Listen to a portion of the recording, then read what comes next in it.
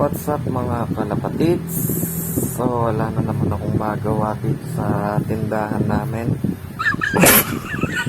So gagawin ko na lang, tuturo ko sa inyo kung paano mag-motivate ng babaeng kalapate pag sinali nyo na sa karera. So sa pag-motivate ng babaeng kalapate, kailangan may itlog yung babaeng kalapate. So may in-order ako dito sa Shopee. Ayan, nasa tindahan na naman ako. Wala na namang bumibili. Yun. Papakita ko sa inyo yung in-order ko sa Shopee. Ayan.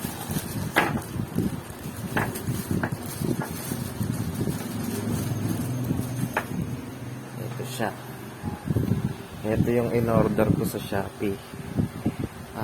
Fake eggs. Yan. Mura lang yan. May guhit na to. Yan. So, ito yung in-order ko sa Shopee. So, pag mangingitlog yung kalapate nyo, o may kapares yung kalapate nyo, iwas, din ito, tawag ko, iwas laspag ng hen. So ginagamit to para lang sa hen. Sa kak naman, bibigyan nyo ng kapares yung kak para mabilis pumasok. Limbawa, sa isang cage meron kayong isang pares, tapos ilalagay nyo din yung kaaway ng kak. So bago nyo i-load sa club yung kalapate na kak, pagsamahin nyo muna ng 5 minutes yung kak at hen. Kung kak yung kinakarera nyo, ang gagawin nyo doon, bago nyo ikarera, ilagay sa training box yung lalaki na kalapate. Kailangan pinagsama nyo muna sila nung hen.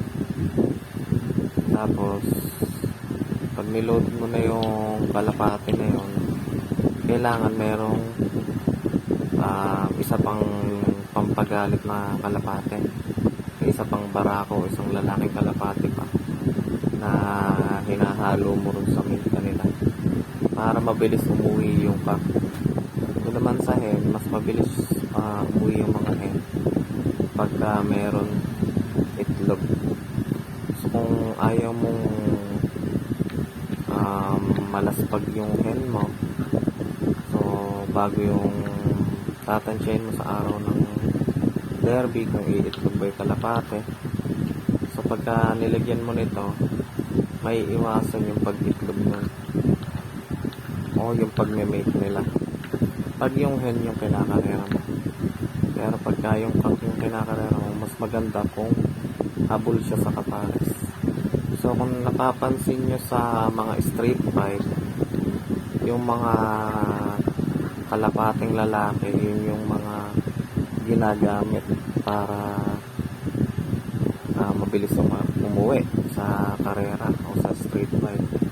So parang ganun din sa club naman, may bloodline lang yung sinasali ng kalapate na kak, kaya pag kahit malayo yung nililiparan, nakakauwi pa rin.